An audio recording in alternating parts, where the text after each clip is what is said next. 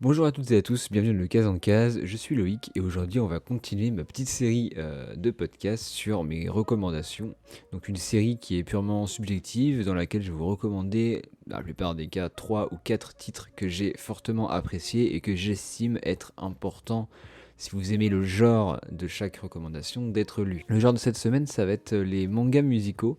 Alors j'avais hésité avec un autre genre qui sortira logiquement dans 2 semaines, la semaine prochaine, je sais pas trop par rapport à cet épisode-là, où je parlerai pour le coup de trois piliers d'un certain genre. Mais cette semaine, j'avais envie d'un truc un peu plus léger. Par léger, on s'entend dans le sens où les 3 mangas/animes sélectionnés cette semaine ne sont légers que par la forme en fait, et finalement le fond est beaucoup plus lourd que ce que l'on pourrait penser, comme assez souvent dans les mangas musicaux.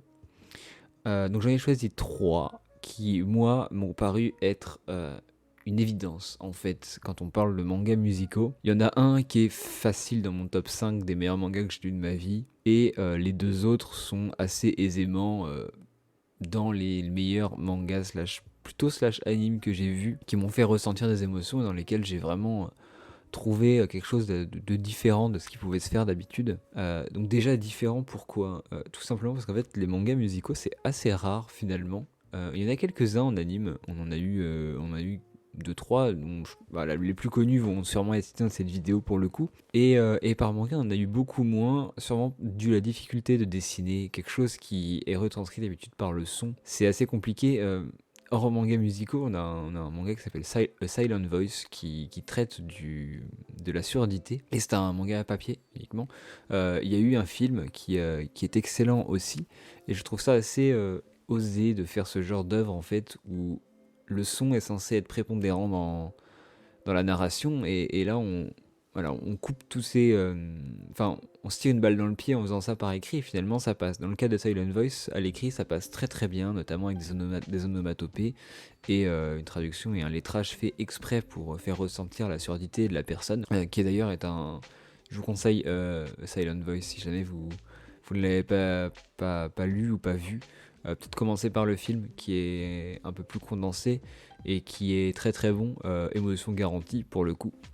Ça, je peux vous le dire. Alors, on va commencer tout de suite avec le manga qui, pour moi, est dans mon top 5 des meilleurs mangas que j'ai lu de ma vie pour le moment. C'est un manga écrit par Ichizuka Shinichi. Et ceux qui, du coup, me suivent sur Twitter, me suivent un petit peu sur le collectif Histoire à Bulle et d'Imaginaire, dans lequel je fais partie, vous avez forcément vu passer une image, soit sur une photo de couverture, soit sur un tweet, ou quand j'achète un tome qui sort, de ce manga, et vous l'avez logiquement trouvé si vous le lisez aussi, c'est évidemment Blue Giant, la série des Blue Giants. Alors il y en a 3, il y a Blue Giant Supreme et Blue Giant Explorer, qui sont finalement 3 gros arcs de cette histoire qui est Blue Giant.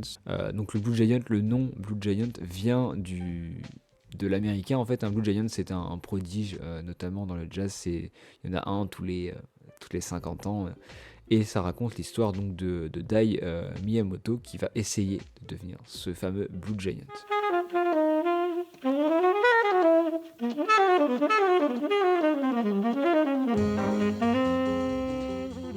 Blue Giant, ça raconte le voyage à travers le Japon, puis l'Europe, puis l'Amérique, d'où les 3 noms du manga de Dai Miyamoto, un jeune lycéen diplômé, débordant d'une passion intense pour le saxophone ténor et non le saxophone alto, comme on peut logiquement le voir maintenant dans la musique moderne. Et il est aussi passionné de jazz. Et donc on va suivre son évolution, son apprentissage et surtout ses différents groupes au travers de concerts, de scènes du quotidien, mais surtout des difficultés qu'il va rencontrer lorsqu'on se lance dans la musique et que l'on désire en vivre. Alors la série Blue Giant est terminée en 10 tomes, la série Blue Giant Supreme est actuellement en cours en France en 7 tomes au moment où je fais cet épisode, sachant que ça sort à peu près tous les 2 mois chez Glénat. Elle est terminée en 11 tomes au Japon et Blue Giant Explorer est je crois encore en cours au Japon avec 12 tomes où va se terminer bientôt. Donc finalement ça fait une petite série en 30 tomes pour avoir l'intégrale, mais chacune des parties s'autosuffit à elle-même. Vous pouvez lire Blue Giant Supreme sans avoir lu Blue Giant, même si vous allez être un peu largué par certains thèmes. Et vous pouvez lire Blue Giant Explorer si vous avez lu sans avoir lu les 2 autres, même si je vous conseille d'avoir lu les 3. notamment pour la qualité graphique et narrative que peut donner. Alors comme j'ai dit juste avant, c'est édité chez Glénat, c'est édité en tant que seinen, c'est de la tranche de vie musicale à base de plein de petites scènes du quotidien qui vont interagir entre elles via le prisme de la musique et de la passion de Dai pour le jazz et pour le saxophone en fait. On va avoir toute l'évolution de quelqu'un qui arrête ses études pour se dire ok, je me donne à 100% dans ma passion et on va voir ce que ça donne. Alors forcément, il y a beaucoup de soucis qui vont arriver, notamment d'ordre financier, parce que quand on veut faire du jazz, enfin quand on veut faire de la musique, mais dans ce cas-là, du jazz qui est encore plus de niche, trouver financement, trouver argent, trouver cachet, c'est, on va pas dire impossible, mais il y a un mur énorme, et Dai va très très très souvent se retrouver confronté à ce mur tout le long du manga, et je trouve que l'auteur, Shinichi, donc Ichizuka, a très bien réussi à retranscrire comment lever cette barrière du mur, et dans le cas de Dai, ça passera par le groupe, en fait, tout simplement, la rencontre humaine, des gens qui vont l'aider, qui vont l'héberger, qui vont le nourrir, qui vont faire des concerts avec lui, qui vont lui proposer des petits contrats. Ça va jamais durer, mais il y en aura toujours. Par-ci par-là. Alors, ça veut pas dire qu'il va pas galérer, il va galérer très souvent, même encore maintenant, au bout de 20 tomes, il est dans la galère, mais il kiffe en fait. Et j'en parlais dans l'épisode de IQ, des mangas qui transpirent autant la passion, qui donnent autant envie de s'adonner à quelque chose, c'est très rare. Slam Dunk l'avait fait pour le basket, pour moi, IQ le fait pour le volley.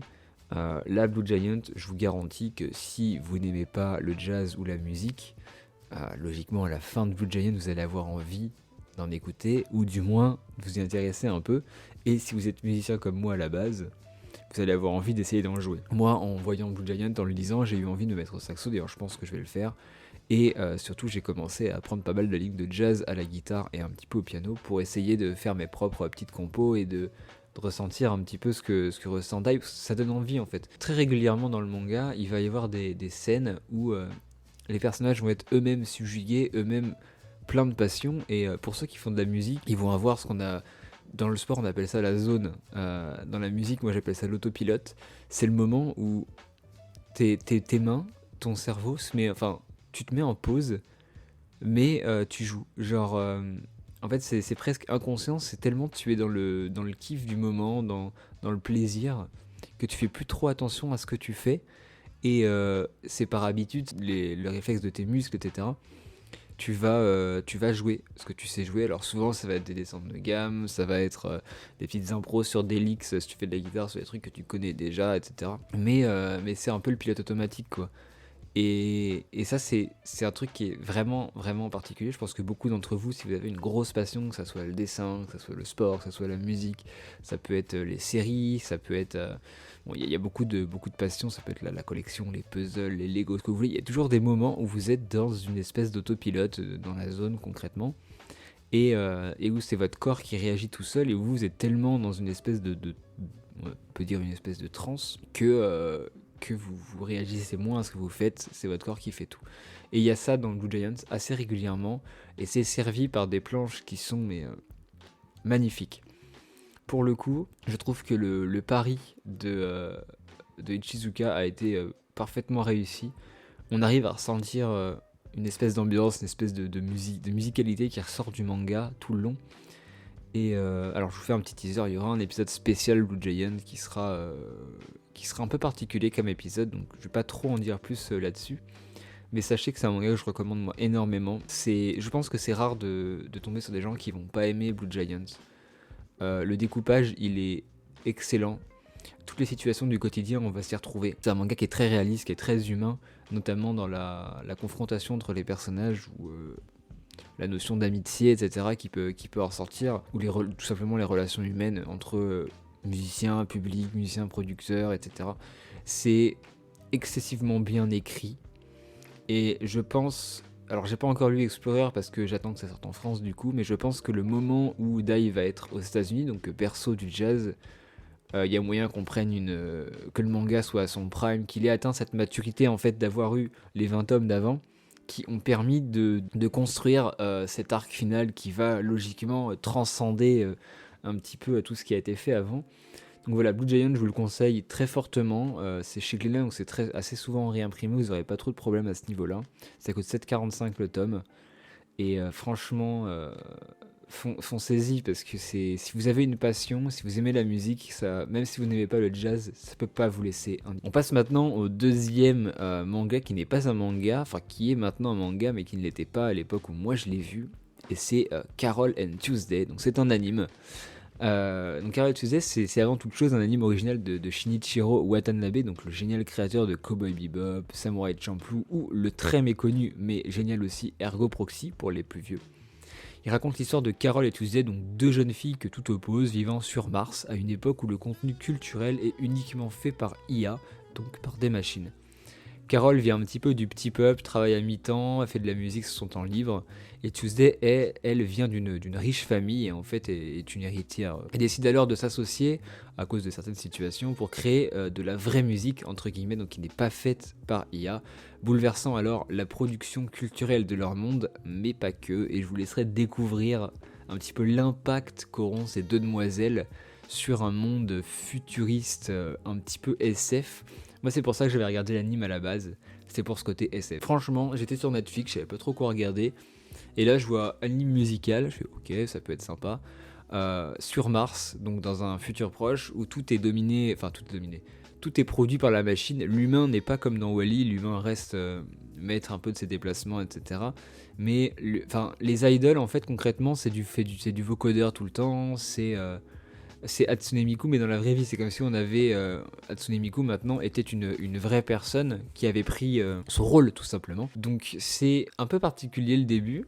Et finalement, on rentre très vite dedans, on s'attache à ces deux nanas, et on rentre très vite. Leur musique, déjà, elle est bien faite, la bande-son a été faite uniquement pour l'anime à la base. Et je trouve que on ressent bien toutes les émotions qu'elles peuvent avoir, parce qu'elles ont toutes les deux un passé. Alors, ne vous attendez pas à un passé complètement fou, avec des tensions politiques, machin. Non, chacune a sa vie passée, traîne un petit peu des déboires liés souvent à leur secteur dans lequel elles ont grandi. Donc tout ce qu'il peut y avoir d'une famille riche héritière, tout ce que les gens attendent de toi, et de l'autre côté tout ce qu'il peut y avoir comme déboires quand tu viens du peuple et que tu dois bosser à mi-temps dans un restaurant parce que sinon tu peux pas payer ton loyer. Voilà, toutes ces cultures vont s'entrechoquer un petit peu pour créer de la musique, et on va suivre en fait la création, l'acte de création de ces deux jeunes femmes au travers d'un album en fait tout simplement, et de concerts où elles vont justement essayer de produire des musiques uniques pour elles, qui vont bouleverser un petit peu les codes qu'il peut y avoir dans le monde dans lequel elles vivent. Can you really love with a broken heart in the cold rain? I'm giving it a try, I'll let it fly.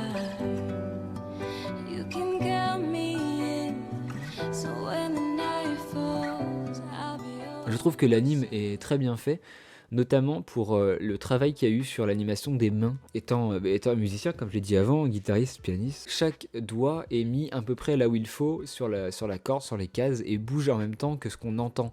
Donc il y a dû avoir un travail très long et très fastidieux de synchronisation entre la musique, les bouches et les doigts des deux protagonistes, pour avoir cette impression de réalisme poussé à l'extrême.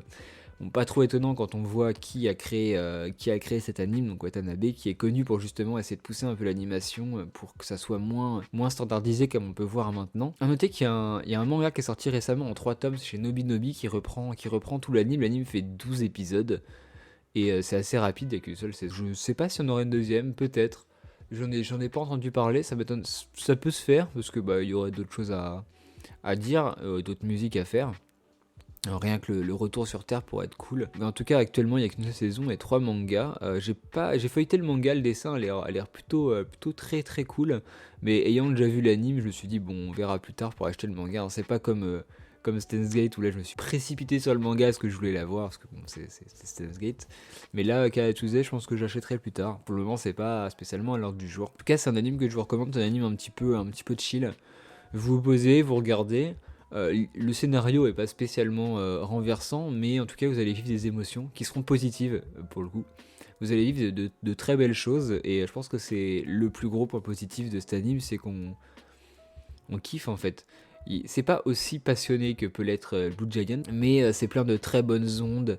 On sent qu'elles ont envie de dire des choses, de faire des choses qui elles vont leur faire plaisir, tout en essayant de changer un peu la vie de ce qui les entoure au travers de la musique. Et on sait, beaucoup d'entre nous sont concernés, que la musique est assez prédominante dans les émotions de beaucoup de personnes. Quand on va mal, on va écouter certains types de musique pour aller mieux, etc. Ça existe quasiment pour tout le monde. Enfin, on a tous notre petite musique à nous. Et cet anime concrétise, enfin, rassemble un peu toutes ces émotions dans un seul contenu.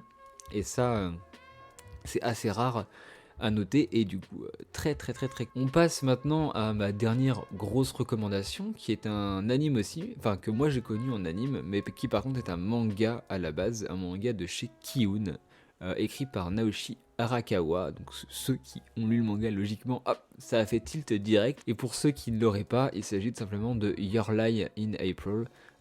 Your Lie in April en français avec l'accent. Qu'est-ce que c'est que Your Lie in April du coup Plus connu pour son adaptation animée, Your Lie in April raconte l'histoire de Harima, un jeune prodige du piano à l'éducation très très sévère, qui verra sa vie bouleversée par le décès de sa mère, remettant alors en cause l'amour qu'il porte à la musique et à son instrument, le piano. Mais c'était sans compter sur sa rencontre avec Kaori, qui excelle dans la pratique du violon et possède un caractère bien à elle, un peu particulier, qui cache un très très lourd secret. Et là pour le coup, le secret est assez bastoc. Je vous laisserai découvrir. Le manga est en 11 tomes ou 12 tomes chez Kiun, et l'anime est en 26 épisodes, disponible partout, série terminée.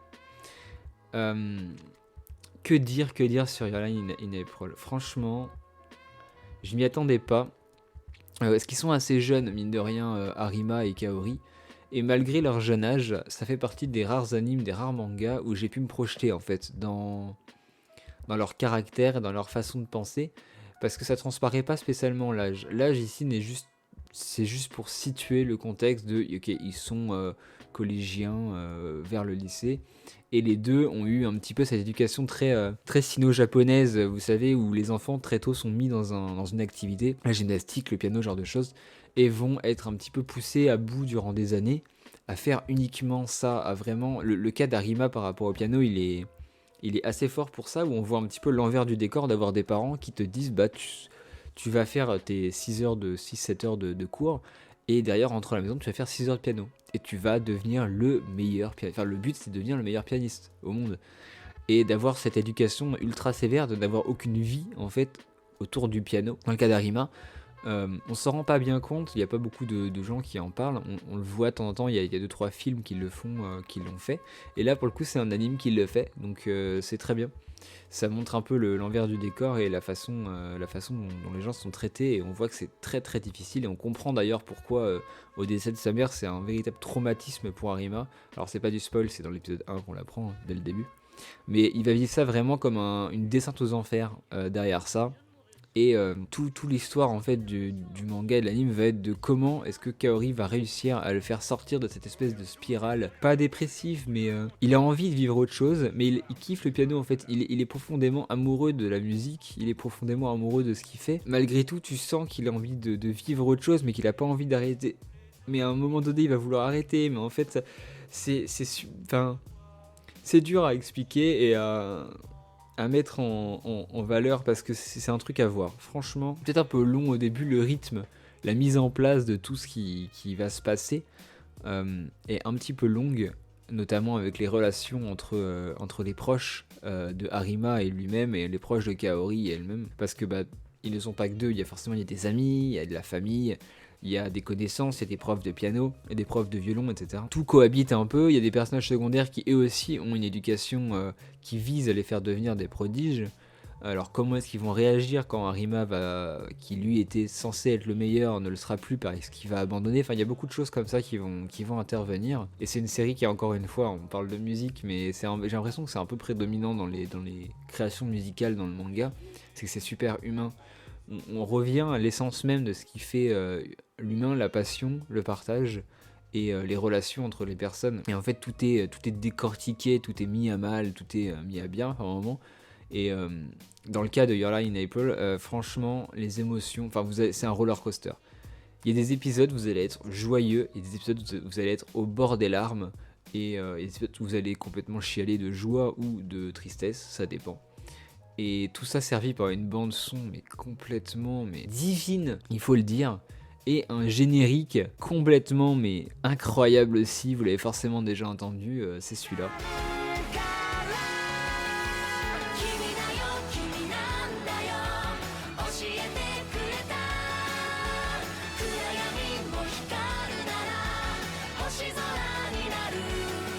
Donc juste pour ça vaut le coup de le regarder. Le manga est aussi très bien dessiné, mais je trouve que les émotions transparaissent moins dans le manga, sachant que l'anime a été fait un petit peu avec des couleurs très spéciales, un peu d'aquarelle par moment, une animation un peu particulière, où aussi là on voit beaucoup les doigts qui vont aux bons endroits sur les instruments, ça a dû demander du temps.